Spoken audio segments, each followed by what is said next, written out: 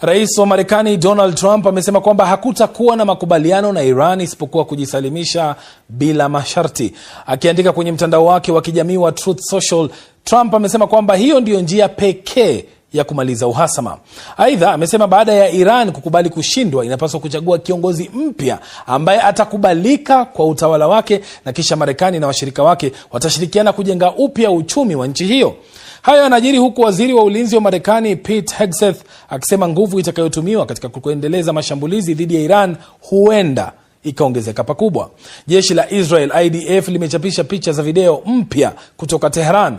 Makamanda wa IDF wanasema kwamba ndege 50 za kivita za Israel zilirusha makombora kwa handaki lililochimbwa chini ya ardhi kumlinda kiongozi aliyeuawa Ayatollah Ali Khamenei.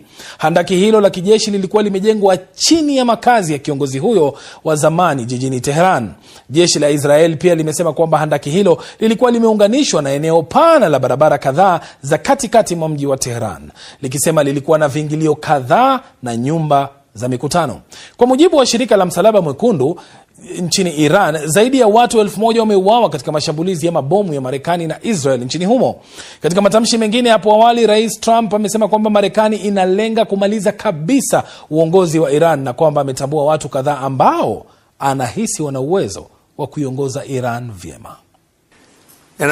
Kwa mara nyingine, ningependa kuwaita maafisa wote katika kikosi cha jeshi cha mapinduzi, jeshi la ulinzi wa taifa na maafisa wa polisi kusalimisha silaha zao. Wasipofanya hivyo, watauawa. Na sasa ni wakati wa kusimama na raia wa Iran na kusaidia kuidhibiti nchi yenu. Baada ya miaka hii yote, sasa mna nafasi ya kuidhibiti nchi yenu. Tutawapa ulinzi.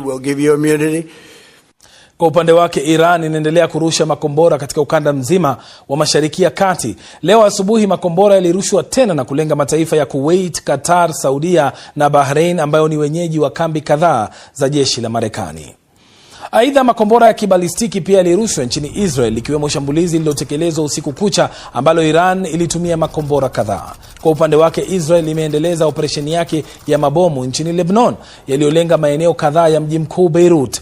Jeshi la Israel limesema kwamba linalenga miundombinu ambayo inamilikiwa na mshirika wa Iran nchini Lebanon, Hezbollah, katika mji wa kusini wa Dahiyeh. Kabla ya mashambulizi hayo, Lebanon ilikuwa imesema kwamba watu 120 wameuawa na wengine 700 kujeruhiwa katika mashambulizi ya angani. Watu wengine 90,000 wamepoteza makazi yao.